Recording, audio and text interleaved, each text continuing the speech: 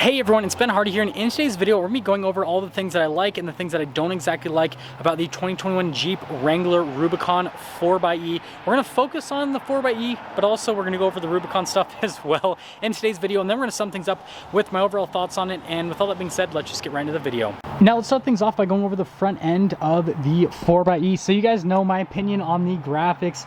I think they look cool, just not on this particular color. I think it would look great on a white Wrangler or on a black one. We're not going to spend too much time on that. Now, aside from that, overall Wrangler styling I still think looks fantastic. It's got that cool retro Wrangler look. I do have to say though, steel bumpers, you gotta get them because, well, obviously it's practical from an off-road perspective. You can put a winch in them, and the regular plastic bumpers just, they don't do it for me. The steel ones look great. Blue tow hooks I think look cool. I love the fact that the fog lights are LEDs, and the fact it has fog lights. The new Bronco doesn't actually have fog lights, which I noticed, which is kind of interesting. This does, so it adds a layer of practicality. The one complaint I will have about this is it doesn't have a front camera, which was kind of annoying off-roading. I was off-roading by myself, and it would have been nice to have the front camera. It would have kind of added an extra layer of practicality. It would have made things a little bit easier. Now, aside from that, there's really no other complaints with the front end. The one thing I will say is a huge positive. The ground clearance on this is crazy. It's over 11 inches, and that came into play off-roading quite a bit. Like, I never had any issues because the ground clearance on this is just insane. Tire and wheel setup, I think they look absolutely fantastic. And again, this is a press car, so it's had quite a life. All of the wheels are curved on this because, again, it's had quite a life. And the fact that they've held up as well as they have, you know, considering so many people have curved them and all the other stuff and all the off-roading stuff this has been through, I'm super impressed. Then the tire setup is great.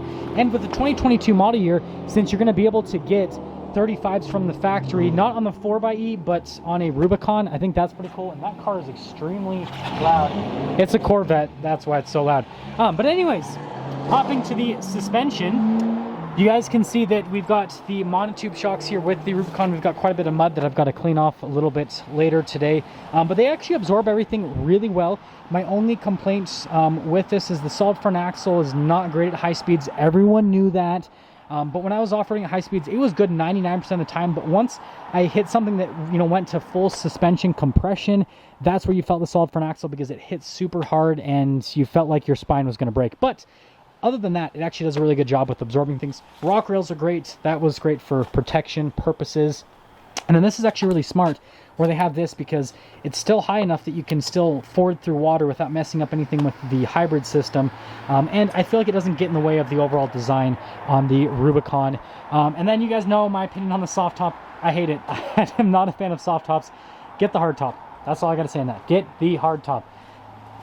And also, I got to mention this because I had to fill this up with gas a couple of times having this over the last week, and I didn't realize this was a Wrangler thing, but sometimes when you go and fill it up with gas, it's going to squirt the gas back out at you. I didn't know that. Like, I was at the gas station, it started happening, it didn't want to, like, really fill up, and so then I text a couple of my friends that have Wranglers. I'm like, why? What is happening? And they go, oh, it's a Jeep thing, don't worry, it happens.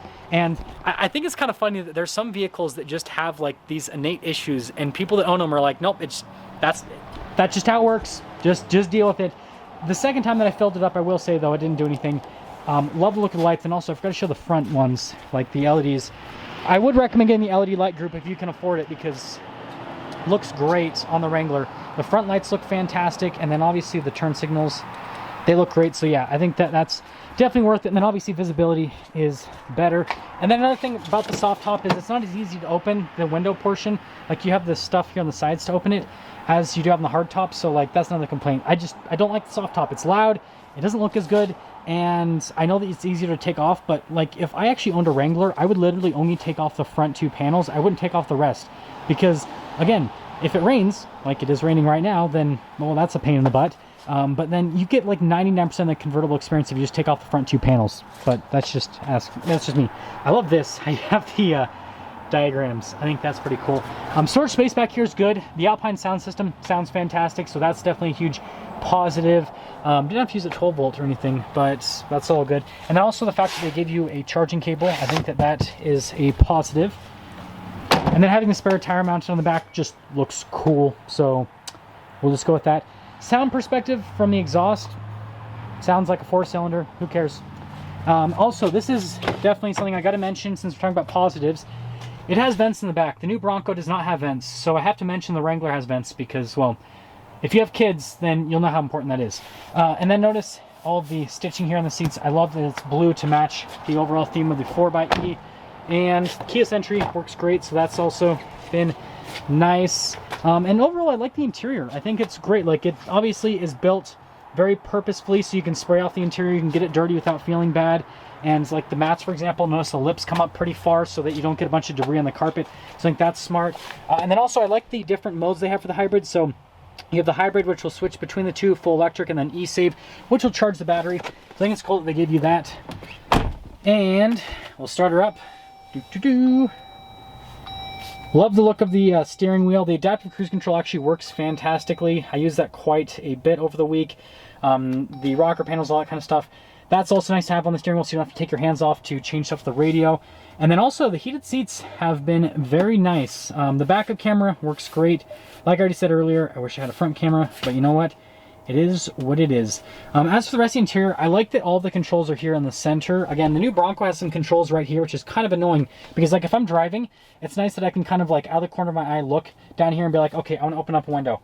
Okay, I want to flip this up and pop the USB in, or, you know, just stuff like that. Whereas the Bronco, it's like, oh, I want to change the drive mode. Got to go down here, right? Whereas this, again, it's just, I mean, that's a little bit hidden, so I guess I will knock the Wrangler a little bit for that because the steering wheel kind of blocks it. But I mean, it's right, everything's like right in front of you control-wise. Whereas the Bronco, you got some stuff off to the side, so that's definitely a little bit of a negative with that. And then also, I went down to 32 PSI with all of the tires, and that has been fine. Ride quality has been great. Also, it has a check engine light, which this needs an oil change, so I'm wondering if it triggered a check engine light because it needs an oil change. We'll see. They're going to pick it up tomorrow, but I'm just going to leave that there. Nothing's, like, the vehicle drives completely fine. But again, like, as soon as I got it, it said that it needed an oil change. So I wonder if, yeah, anyways. Aside from that, center console, nice and practical.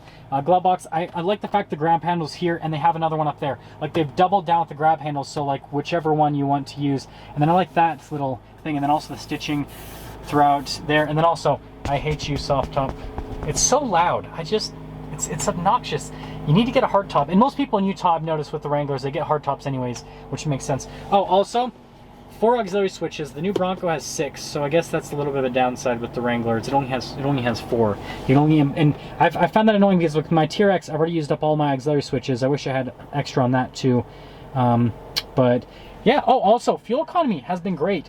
I've been averaging like 20-something miles per gallon, and I've been hooning this thing. Like, I took it off-road, and I've been driving pretty fast, and yeah, so we're gonna just shut her off. Now let's sum things up with my final thoughts. So again, like I said, I love the looks of the Wrangler. I think the interior is great, super practical. It is amazing off-road. Like, this thing does not even try. You guys will see the off-road reviews on this.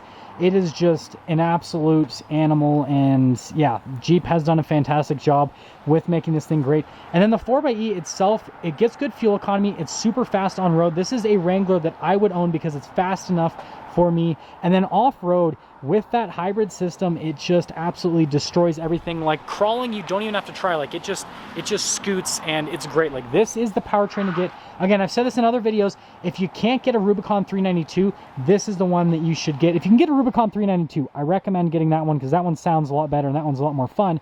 But this is a really good second option, and I would get this over the V6 and over the regular 2.0. It's just, it's fantastic. And I mean, this one's like $60-something thousand, which a fully loaded 2.0 or a fully loaded V6 is about the same price anyways. So like, I would rather get the hybrid powertrain and spend that much than getting the other two powertrains. And also, it's faster than the new Bronco. Like, this is definitely faster than any engine option you can get so far with the new Bronco. So that's another positive for the 4xe.